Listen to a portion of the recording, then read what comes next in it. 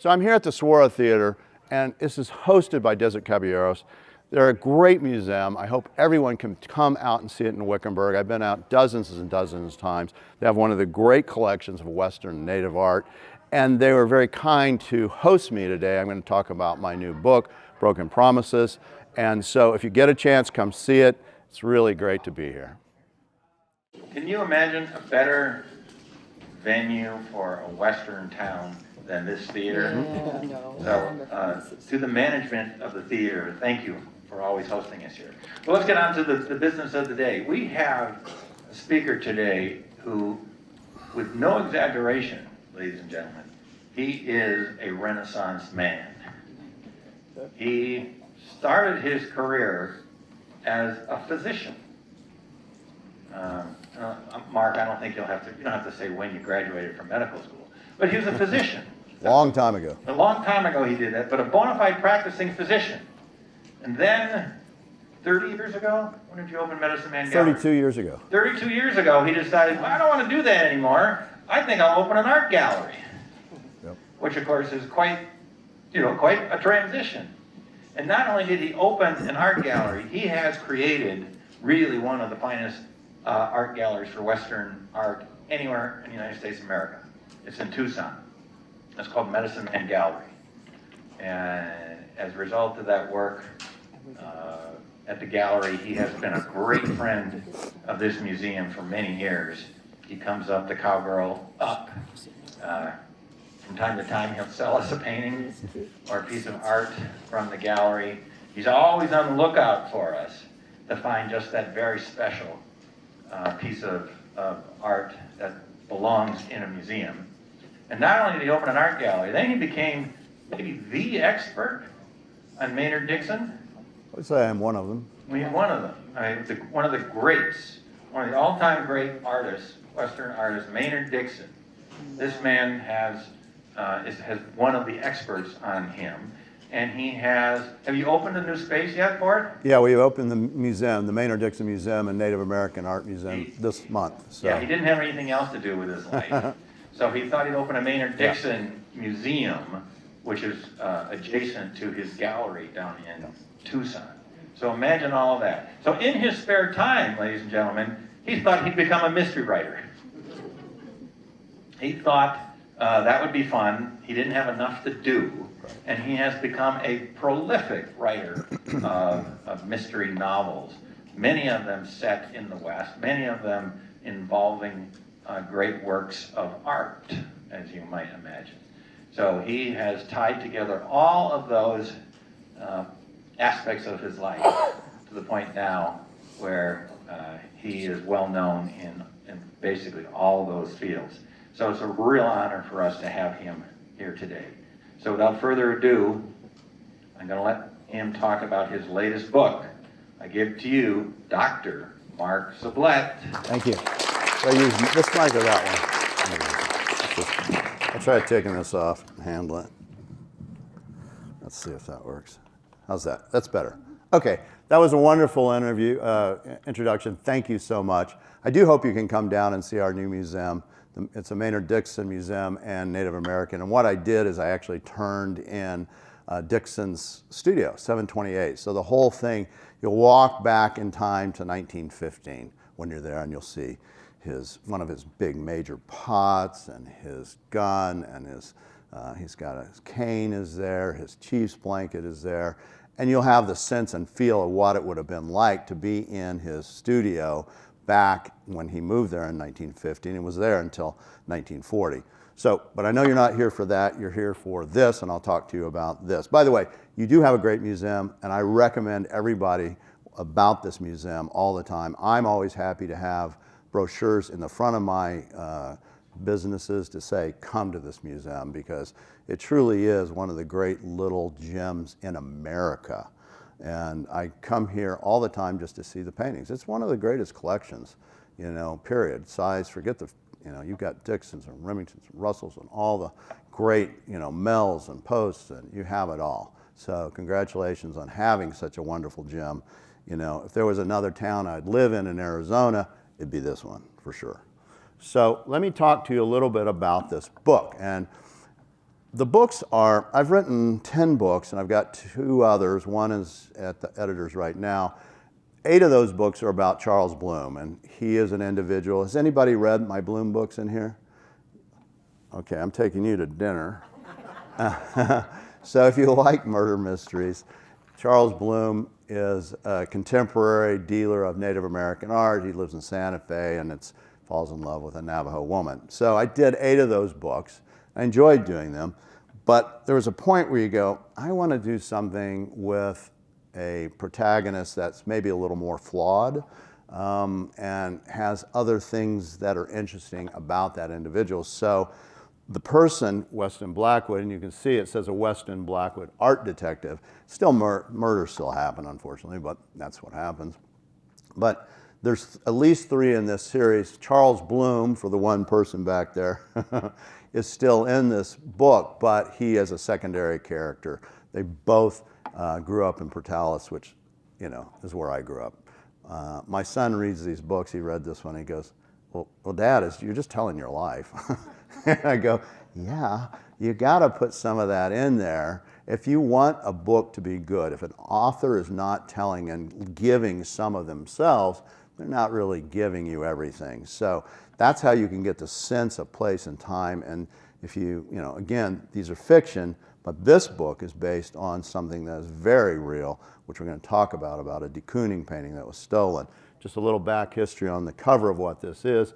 So the paper I used is an old paper, and the image is of a membranous shard that has been manipulated. Pat Travers, who works for me at the gallery, worked on doing an artistic interpretation of what that is. And that little pot shard has a lot. It's like the Rosetta Stone for this book, and you have to read the book to get it. But one of the things, whether you've read the books or not, which you'll find interesting, is this history. Let's see if we can make this work here.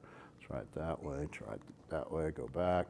So the whole story, the true story, happens near Silver City in Cliff, New Mexico. So, and I've been following the story for a very long time. The University of Arizona lost a de Kooning, we'll talk about it, and it was found near Silver City in Cliff, New Mexico. So when I was thinking about the story, I thought, okay, if I'm going to do something around Silver City, it has to have membranous pots in it as well. So that was a nidus for me to go, okay, it's going to have membranous pots. It's going to be, and this is part of the Western New Mexico University's collection. Beautiful collection, one of the best in the world, probably the best in the world, of membranous pots. Little side note, my father told me back in the 40s, he drove a bunch of these pots from Oklahoma, where he was a graduate student, to the university, and he was very proud because they only broke one on the way. So, but this is the real story. Woman-Ochre, 1945, 1955, Willem de Kooning. This was in the University of Arizona's art collection. At the time when it got stolen, which was on November 29th of 1985, it was worth about $400 million.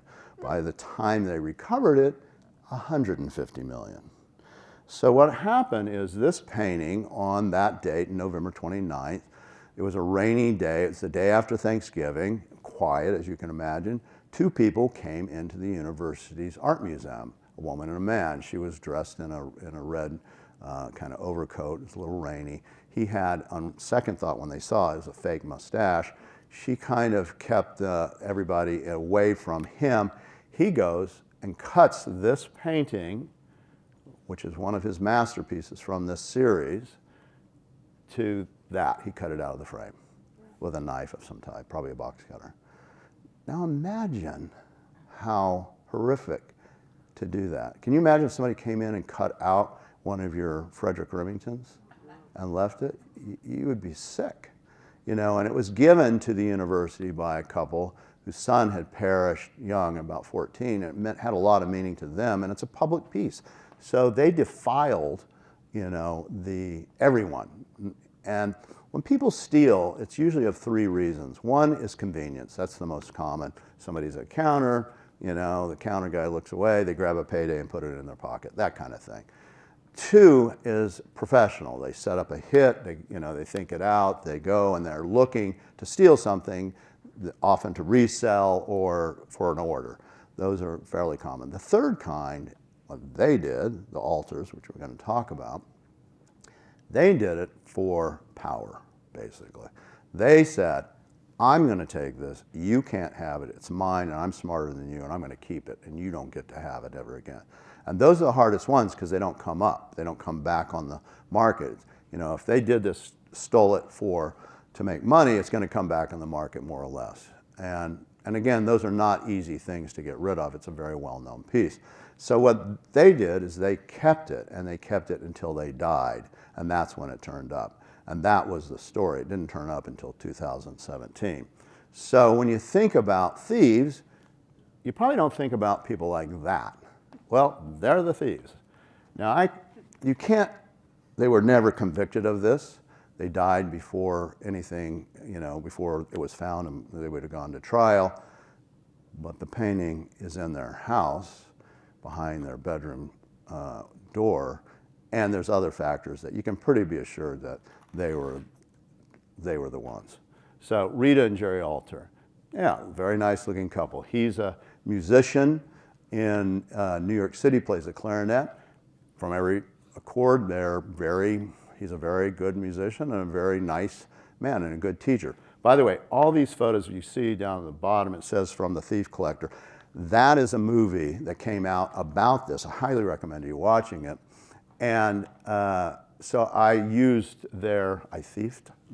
took their images from that movie to show some of the images. And interestingly enough, when I wrote this book, I was probably 2/3 done with the book, and the movie came out. I had never seen the movie, and it added a few little things, which is nice. And the imagery really helped to see them. So, got to go to the place of the crime. And in this case, it was Cliff, New Mexico. That's next to Silver City. It's just outside of Silver City, about 30 miles. So my wife and I went there. We filmed all the different places I wanted to see. You have to have setting to really be able to write a convincing novel, in my opinion. You can't just go, I'm going to write about this area never gone, or never eaten an enchilada, and you're going to write about it. It just doesn't work. So I went to Cliff. That's their house. It's kind of a very, simple home. It's on a mesa out in the middle of nowhere in a neighborhood of kind of moderate homes. Not the place you would think of for a great robbery, which is what it was. 150 million. He had things, he probably put these up, Jerry, sculptures of Beethoven, Shakespeare. He had like 6 of them around. You know, in my mind, he's thinking, okay, I'm as good as they are. You know, very narcissistic. First, you have to be very narcissistic to think you can steal a painting and keep it just for yourself. And so he had all these weird kind of little imageries of great thinkers, right? And he felt he was one of them. You see him, and very subtle, nondescript, areas of a couch. It's not somebody who's living in opulence. They didn't want to be seen. They're trying to keep it low. And, the funny thing is, these people are going to travel the world, and they're going to have $2 million in their bank account when they die. And they're living off her salary as a teacher for a speech pathologist at a high school, and he's retired. And they didn't have inheritance. So it had to come from somewhere. There is a little yay up to the side, which looks right, little Navajo, but basically pretty modest furniture, right?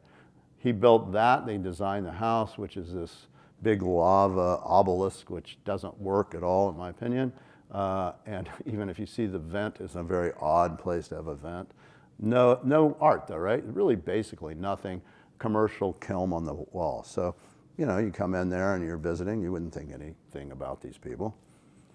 You go to his den, you might think a little differently, right? So he's playing his clarinet, nondescript, lamp. The rugs are Two Great Hills on the left, Ganado and a Chinle or Wide Ruins on the right. Notice the 2 paintings. Anybody notice who they are besides Trish Lozier? History exam. Yeah, it would be a great history exam. So when I saw this movie, again, I've already written basically the book, and I look up there and I go, oh my God, that's a Joseph Henry Sharp, and that is Victor Higgins. Good ones. It's like, who knows about this? what's going on in this? Where do they get, $100,000 objects, in their den? And the Sharp is going to sell for like $50,000, and the Victor Higgins at $93,000 at an auction. And I'll tell you about that in a minute. Again, these are all the things that I'm thinking about when I'm trying to just put it all together as a murder mystery. See, if you look at the bottom right, I happen to know exactly what that is. And I've heard nobody talk about this at all. But that's a Maria Popovi red plate.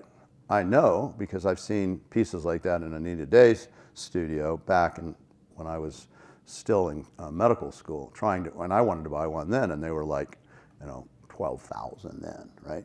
Where do they get a $12,000 pot like that? Not many of them. I know, I'm an expert in that field. Not many of those. I may have had one in my career. And so somewhere they got it. And I don't think they walked in and wrote a check. So if you look to the right of his arm, you'll see that's a Allen Hauser that got sold at auction for like $7,000. To the back right is an R.C. Gorman that got sold for about $38,000. They also had a Remington as well. So, and then you see the Sharp and the Higgins. So where are they getting this and how and why? And those are the images. This is a John Hauser that sold for about $7,000 as well. It was also in their home. So it's perfect as a nidus to write a book about, right? Now, I just didn't want to write only about that. In fact, it's not the complete main part of it, but I'm thinking about when I write this, what else could they have done? What else could have happened? How did they interact? Did they do it by themselves? And so that was my thought as I'm writing this book, is where does that trail go and how did they get started and why? And these pieces ultimately got sold at auction. The FBI cleared them and said, well, as far as we can tell, they're not stolen. So we'll see. That's changing as well. But they went and traveled all over the world, everywhere. Where do they get the money for that? This is Mongolia Air. They went everywhere. They would go to Tahiti and stay for a month. So part of the thing I wrote in was a piece of Paul Gauguin that's at the Honolulu Art Museum. Part of this book takes place in Hawaii, which is why I have my Hawaiian stuff on. It takes place in Santa Fe, Hawaii, on the Big Island, Honolulu, as well as Silver City Cliff. So, went to China apparently. She's got some really great shirts on. Again, you see these people and you're not going to think that they're just tourists, right? But I'm sure they were stealing things there and more than likely bringing things over to Europe to fence. A lot easier to bring something over and sell it there, especially if it doesn't look like anything important, but they take it to the right person and get the money. I mean, the money has to come from somewhere. Follow the money, right? Follow the trail of the money. So this I didn't know about, which is very interesting. So the Amarant Museum, a great little museum, if you haven't been, you should, they had a chief's blanket, a nice one. In 1989, it got cut off their wall and stolen by two people. And the altars were in Tucson the day before. They had relatives in Tucson. And one has to assume that they fit the mode of what they did with the de Kooning, and that they went in there, saw it was the easy mark, and cut it out. Never seen it again. Now here's kind of the interesting, I'll let you decide. So in this book, I write about a chief's blanket. First chapter, very important. I don't know anything about this. And I write about this blanket, this chief's blanket, being cut off the wall.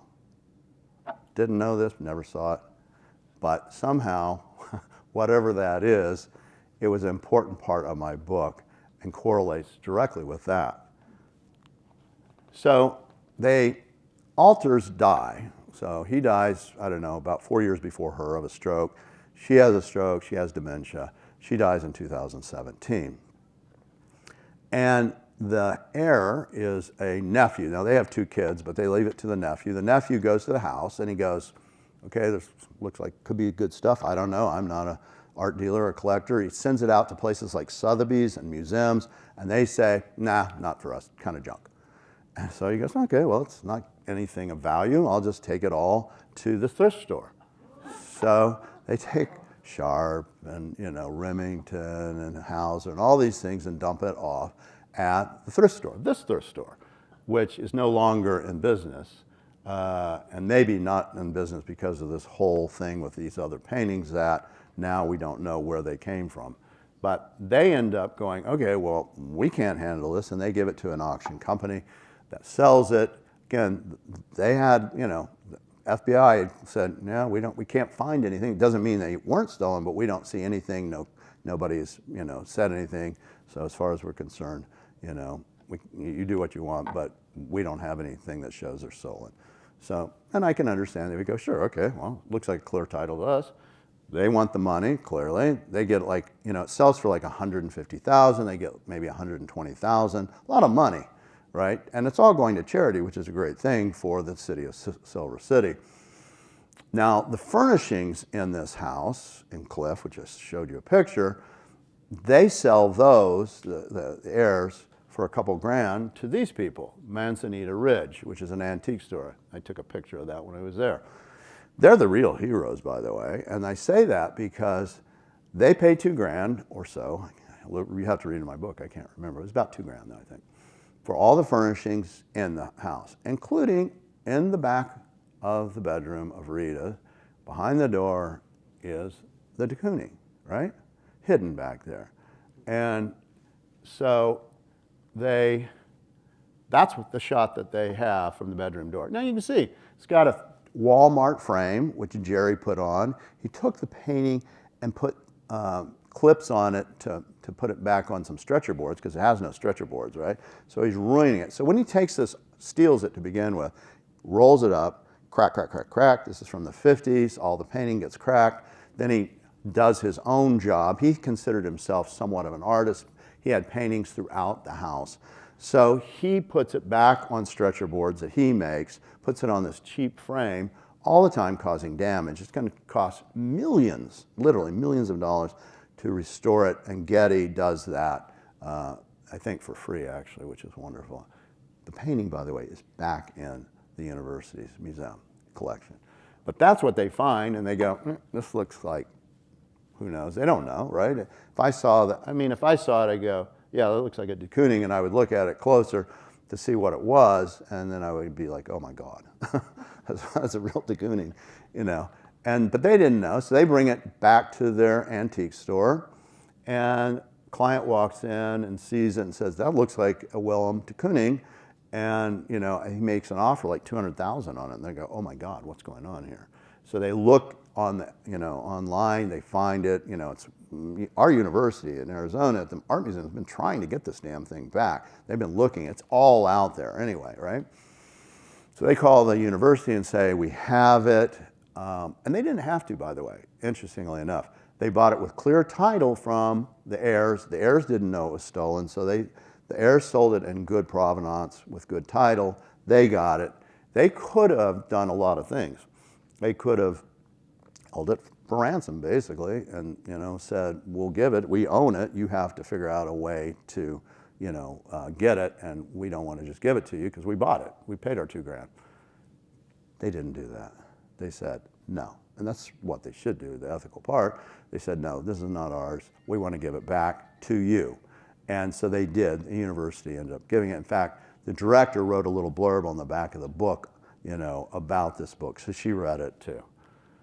So I wanted to find that house, the Alter's house, again for setting. I found, finally on Google Maps, I found this, and then I was able to find that, so I could get a sense. And I drove out there and looked at it from that area. I wanted to understand what it would be like and where they were hiding this and how it was.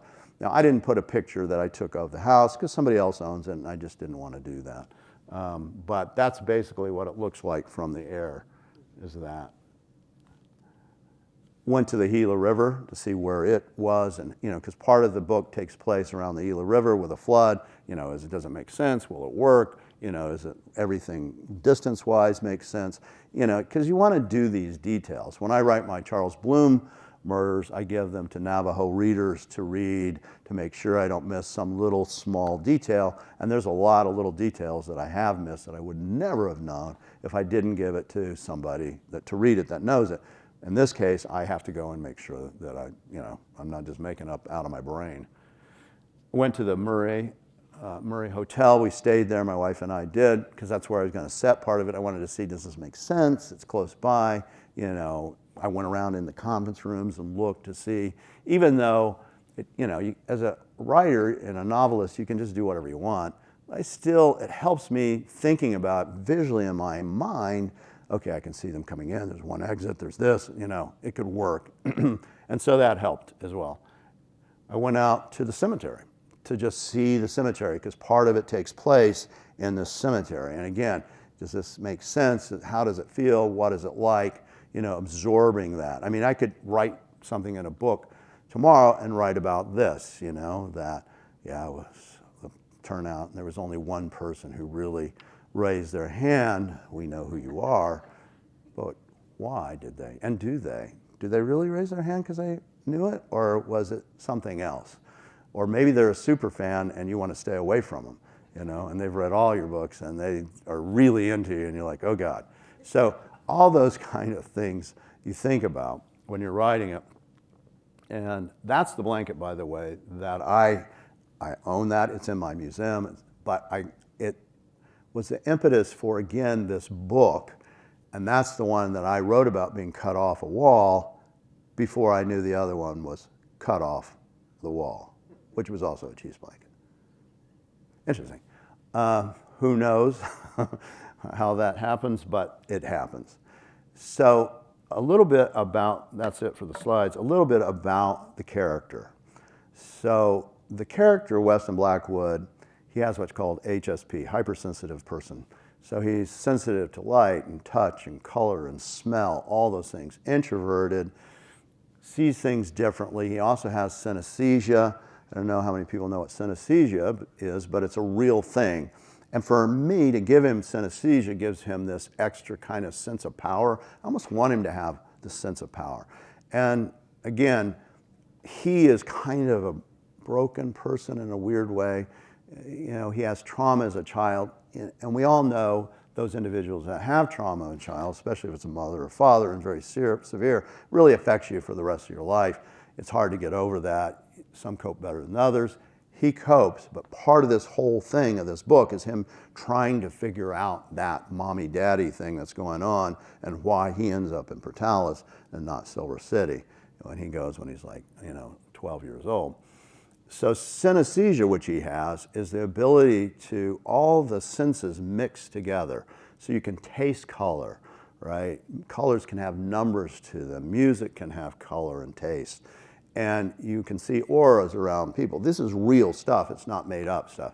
But you can imagine if you have this ability, and he's an artist, not a great one, because he didn't take it up seriously. He gets a fine arts degree in Santa Fe at St. John's. Again, I say this like I know this guy because I do, right? You have to have a real backstory to be able to relate to the person, just like an actor goes, okay, who is this person? Why is this person? What's their motivation? Why are they doing what they're doing? So I give you that in the first book. So I have to set up where he goes, St. John's, where he gets his fine art degree, and then he decides he's going to get a psychology degree. He's smart, and he gets it from Yale. And at Yale, it really sets the tone for other things that he can do in psychology. Now he has this ability to not only be involved with arts, understand arts, loves arts, but also the psychology of everything, which is important if you're selling too, right? You can read people, you understand people. And so he writes a series of books himself, which are the Intuitive series, which makes him very wealthy. And he starts working for, on the side, an insurance company that does, art, AXI. And that really is what these books are about, is that people come to him now, specifically AXI, and says, hey, we can't solve it, it's a dead case, what can you do? And we'll pay you a bunch if you can do it. And amazingly, he always seems to do it. So, which if he didn't, I wouldn't have a book series. So that's kind of the premise of this book. And there's 3 of them. This one just came out. You're the first place that I've talk to about it. Second one's with the editor already. Third one I'm writing on now, and it's halfway done. And the second and the third one are going to be a sequel. So if you like these kind of things, at least you know there's 2 more coming. And that's my dog and pony show. I'll open it to the public if you have questions about this or writing or whatever you might have a question about. And if you have no questions, you can go eat popcorn. Anybody have any questions? Okay. She'll bring you the thing. Here you go, my dear. I have a question regarding the blanket. You said it was cut off the wall. Correct. Wouldn't that completely devalue it? Well, if you're stealing something, you may care less about it. In the case of mine, so let's talk about the altarpiece, the one that stole it. It was stitched to something, so they took the stitching off and cut it off the wall that way. In mine, they actually cut off a part of the blanket because they can't get it, the thieves can't get it off the damn wall. And so, and they're about to get caught, so, you know, you want it, and I don't want to, spoil it to people who read it, but yes, it gets, and that's an important component of the book. What happens to that blanket? What happens to the part that's cut? The importance that is to Westin Blackwood, it becomes a totem to him, this cut off piece. As you can imagine, it's his family's piece, long time family piece. And again, when you read it, you'll see why it's so important to him. And that's the other thing about art, which is very interesting. I see this on a daily basis. Art objects can take on an emotional connection that you can't even explain, right? We all have this. So we all like art. We're all here. Probably every person in here has a piece that came from their mother or father. They may not even particularly care for that piece, but it was theirs. And so they keep it. And it has meaning, deep meaning. And just like you probably have pieces that your kids or your grandkids may not want, and that kind of is devastating at times. And you have to find a place for it. You come to a person like me and say, my kids don't want it, my grandkids don't want it. Some do, and some of those individuals that your kids or friends or whatever, you're thrilled about because it had this deep meaning to you, and you hope that they have that deep meaning to them as well. So for Westin, he has a very, very deep connection to that blanket that got cut off, and has never really been able to get over what happened to it. Where is it? And that's the crux, in a lot of ways, of the book, is that pain that's associated with his parents who die, and not in a nice way, and that blanket. So I hope that answers that question. Maybe more than you wanted. Any other questions? Okay, there's 2 over there. I have the mic. Anyone? Apparently you had that painting restored, is that correct? Yes, the de Kooning was done by the Getty, and they restored it. It took about 3. Museum Yes. over in California? Yes, and it took about 3 years. Did they specialize in that? Or? They do. They specialize in all that. They have all the labs for testing. So they test every little paint, right? They get with a microscope, and they literally take, if it's just even a dot, something you wouldn't even notice, barely notice under a microscope, take it, put it in this area. And then they put them all back, and then they repaint areas that are cracking, they stabilize it. They have to take it off the old stretcher bars because that damaged them, take out all the old, take out these, clips, clips that he's put in it, that Jerry Alter put in it, have to redo all those holes, then put it back on new stretcher bars, then connect it to the remnants of the painting, which they have, which is still in the frame. So intensely long, thing to do. But again, it's $150,000, $150 million, painting. Definitely worth doing. And it's made big news, right? This made international news. And I do think the Getty did it for free, but it was millions to do it. But and now it's hanging, right? And people get to see it. And now, it has this other component of its life. A movie's been made. I wrote a book, and it inspired me enough to do it. And it inspired me in ways that I really I wanted to get into the mind of what kind of monster can cut out a painting like this in the public domain and say, I get to keep it and I get to do whatever I want with it. And if you saw those individuals, you wouldn't think those are the monsters. You would say, oh, there's nice people, you know? And people have said that. Oh, I liked Rita. I liked him, you know? But there was another part. And that other part is perfect for writing murder mysteries, right? You know, those things that we can't see, the psychopaths and things like that, you know, in one of my books, I wrote about a psychopath for In the Blooms, and I literally met with a forensic psychologist who'd worked with psychopaths, and he told me about psychopaths. So I got a sense of what they were. They think they're emotions. They don't have them. They only think them. And you won't know who they are. He said in the prison, they know who they are. They're the persons that nobody gets around. But you and me, you wouldn't know. And clearly, they didn't know that. Now, I'm not saying they're psychopaths.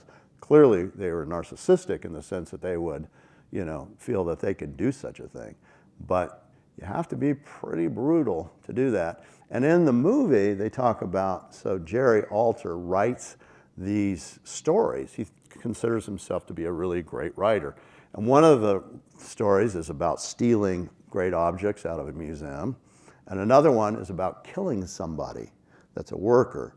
And so they're not convinced that he didn't kill somebody either on their property as well. So, I mean, that story may go very deep. We'll probably never know.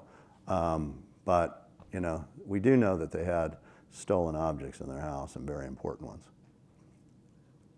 I think we'll get back to you, but here we go. Bring the mic so I'll be able to hear. Okay, so it sounds like you have talked about actual historic components in your book. Is it nonfiction? Oh yeah, 100%. I'm fiction, not nonfiction. So this is all my books except the ones I've written on Maynard Dixon are, you know, are fiction. So I don't even use their name in the book. I just call them the X's. So, you know, I could have said their name if I wanted, but I thought I would just, especially at that point in time, it wasn't known if there was other things that were taken, and now clearly there were, you know, so I just called them the X's. But in all my books, I use some kind of historical fiction in them, to make it historical fiction. You will come away from any of my books learning something about either the dealers, the art trade, artists, how they work, or historical facts. But they're all fiction, because with fiction you can do whatever you want, right? My disclaimer in the author's notes is these are characters. If they happen to match up, it's just by coincidence. So, but I do tell the story in the author's notes. These people did this, but I don't call them by their name. I call them by the X's. So, fiction's much easier and more fun to write than nonfiction. So the wife, where does she come in? Does she? The wife? Yeah. Well, she's clearly very much involved and knows it. So, and it's a good question, you know, so where does the wife come in? In my book, she's more the mastermind than he is. She's the one who's really pushing the buttons. And I might be true in real life too, right? So people seem to really like Rita and everything. He seems to be more dominant, but that doesn't mean that she wasn't just as much, if not more, involved. Clearly she knows it's stolen. She's there. She's in the museum, you know, acting as a decoy so her husband can cut it out. In some ways, that's a lot more dangerous and harder to do than just cutting out the painting, right? You know, all of it depends on her doing it right. You know, all he has to do is cut it and run. She has to be smart enough to be the decoy and make sure nothing happens. So in my vision of these individuals, it's Rita who really is the one that has the power. I don't know, it's just my vision of, again, a fiction, you know, fictional characters based on the things that I know from real life. Other questions? There's one here and one there. Now you're going to want to read this book, huh? It's also on Kindle. So. Without giving too much of the book away, can you speak a little bit to how you worked the members pottery into the store? So it's interesting. Yeah. So the question is, how do how did I work the members' pottery? And I knew it had to be in there, right? Because it's Silver City, right? That's the home of the members. And I actually did research to find out, because the first part of the book is their, Westin Blackwood's dad owns a ranch, and they're taking members' pots for a museum he's going to make, for his restaurant, basically. And so I talked to people who had been pot diggers and things to try to really understand how that process worked to get it right. And so it's not clear even in my mind how I knew it was going to happen. So this book, I literally just started the book and I go, I'm ready to go. Broken promises. And then just started going. And it just starts, right? And I had some ideas of how things needed to. I knew about the de Kooning and all that, so that's a big major part. But it wasn't until 2/3 of the book maybe that I knew, oh my gosh, I know how to weave in this members' pottery in a way in 2 different episodes to really be the crux, to be the Rosetta Stone. And it's kind of amazingly fun. And writing is not fun, by the way, if you think it is. It's joyful sometimes, but it's hard work. But it's really, when you go, it's that uh-oh, the light goes off, you go, oh, I know exactly. And you may have to go back and tweak a few little things to make it work, but you can see it in your mind's eye of, what it is you want to do with it. And so, yeah, I won't give it away, but it's very important. It has 2 different components. And when you get to the front of the book with that shard, if you read this book, you'll hit that point and you go, oh, he figured it out there, me, the author, of how to do it and how to weave it in and why it would be so important. So this book just was cathartic. It came out like a fire hose for me. I wrote it in 42 days. And I just, it just started and I couldn't stop. It was in my dreams. It was just flowing. And sometimes they're like that, sometimes they're not. The next book in this series, I wrote the first chapter, and then I knew the ending, and I wrote the last 5 chapters. And then I filled it in, and I said, I just know the ending. And the ending was pretty much what I thought it would be. I didn't have to change it much. Sometimes you can just, depending on how you write, I don't have none of my books have I written out little, storylines or this or that. One book I wrote on my drive home from Santa Fe to Tucson, and I'd written the whole book in my head by the time I got home. It was 8 hours. And that means I know kind of the beats, right? And then I just have to put it down. So it's an interesting process. And I think it's right, like maybe certain actors are writing poetry or songs. Sometimes you just can't explain the unexplainable. A chief's blanket that gets cut out that actually turns out to be real. I don't know how to explain that. But you just let it flow. But the membrous is very important. It's important enough that I put it on the cover of the book. I thought about trying to put the de Kooning on the cover, but trying to go through the hoops with the states and getting approval and all that and certain this and that, I thought, I don't know, I'll be dead before that happens. And I want to get these out. So I put that little piece on, and that little piece is really critical. When Westin gets that piece, he sees it. It all explodes for him too. It's like, oh my God, I know it. Then he knows it. Then he just has to figure out how to solve the case. So, and I think there was one back here.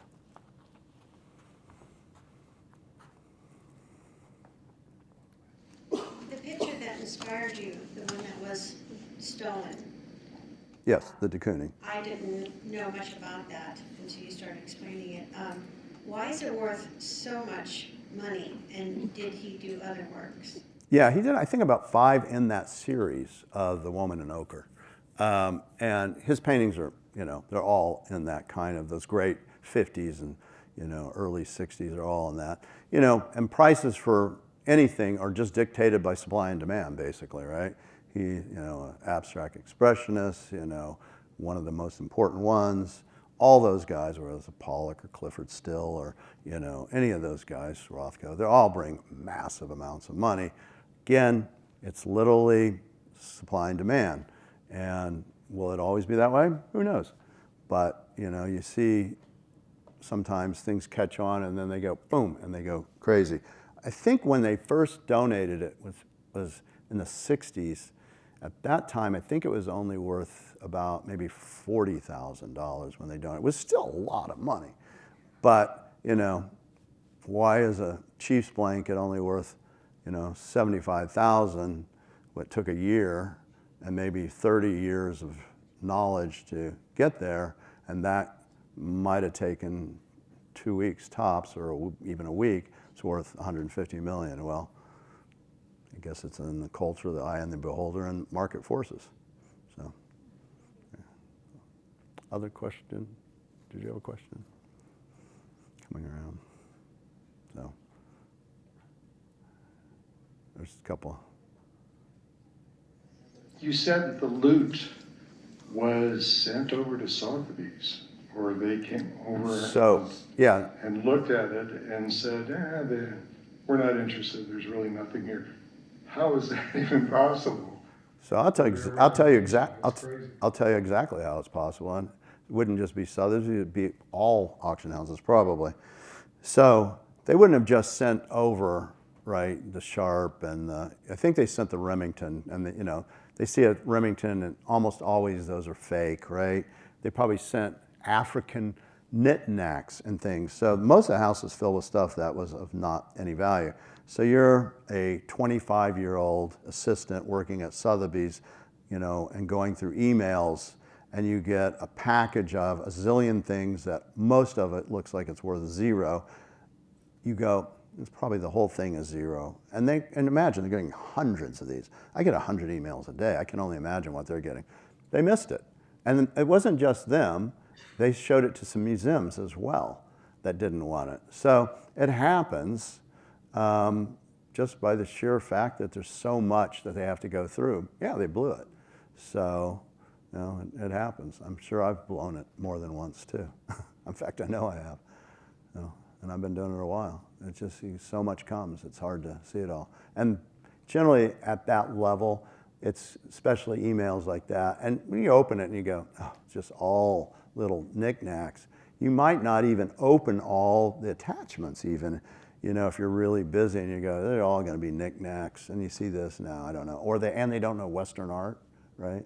So, and again, they're usually gonna be a young person who's maybe doing a master's, working at Sotheby's, you know, and just, you know, triage. It's literally triage is what it is for them. So they missed it. And they weren't the only one. Yes? Okay, so I'd love to hear about an author's process. And you've really told us quite a bit about it. But I guess I'd like to understand maybe the hours that it takes you sitting and writing. I know it's Percolating. You do an awful lot of research and thinking and planning, but to actually sit down and write. Right. So, and I wouldn't even say I do a lot of planning. I let it percolate, right? So I think, deep thinking is important. You know, just sitting by yourself and thinking and imagining, and then letting those things come to you while you sleep as well, which often they do, and I wake up and I figure out what needed, the thing that I couldn't figure out. But the process itself is every day I write 500 to 1,000 words, and that's how it gets done. It's usually after in the evening, my wife's asleep next to me with a computer, and I'm writing. I knocked out 1,000 words in a chapter last night on the next book. I was exhausted. I was literally tired. I could barely, you know, I had to go take a shower, come back to write. But it's discipline that gets the job done, whether you want to do it or not. But it's like exercise. You may not want to go to the gym, you may not want to get on the bike, but once you do, you feel good and you feel a lot better afterwards.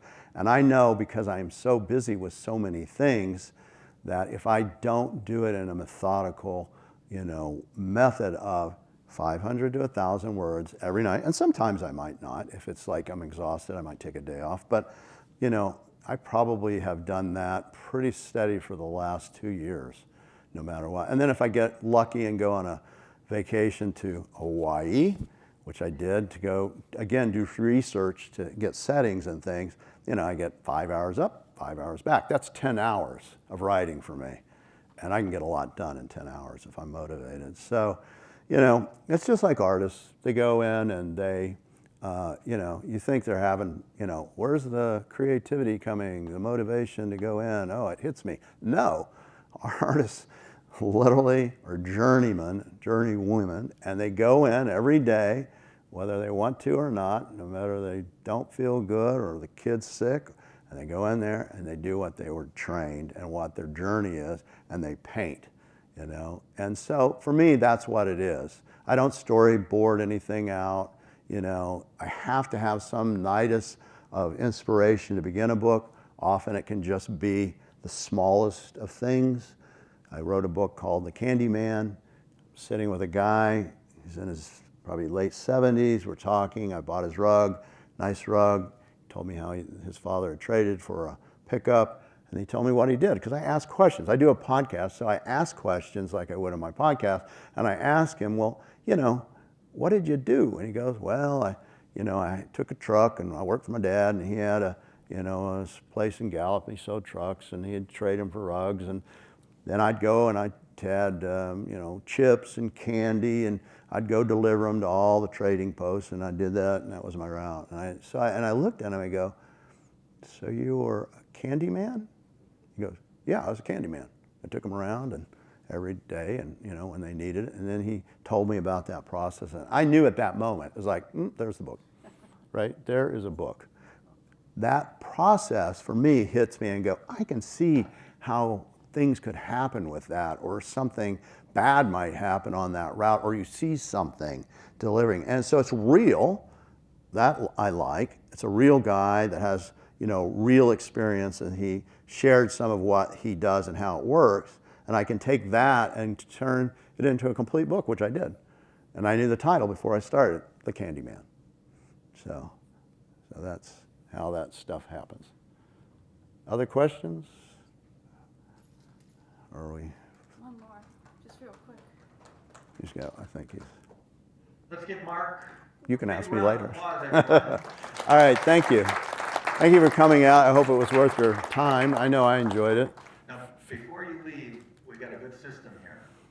And I want Mark to first go to the lobby and sit down by his books so he can sign and sell books. If we don't do it that way, he's going to get caught up here. Yeah, that makes sense. Yeah, so Mark, again, thank you very much. Yeah, absolutely. Thank you very much for coming. I enjoyed it. If you could all let us just get a head start on you.